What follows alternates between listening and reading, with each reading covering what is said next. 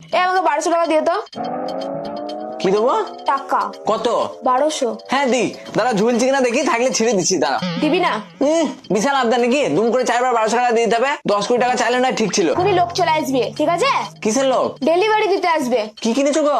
একটা কুর্তি পছন্দ হয়েছিল তাই অর্ডার করে দিয়েছি। 1200 টাকা দিয়ে তুমি জামা অর্ডার দিয়েছো? হ্যাঁ গো।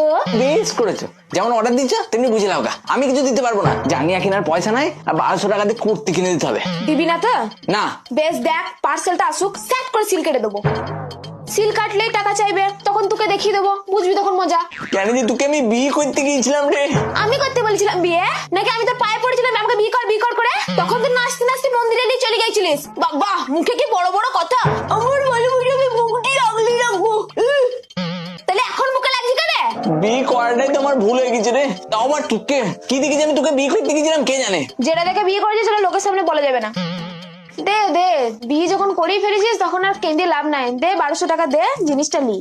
রসের চক্করে পড়ে করেছিলাম প্রেম করে বিয়ে, এই ভাবছি কত টাকা আমার উড়ে গেল কোন ভাগ দিয়ে। হ্যাঁ, যখন তুমি করেই ফেলেছো প্রেম করে বিয়ে, সহ্য না হলেও থাকতে হবে এই মালে নিয়ে।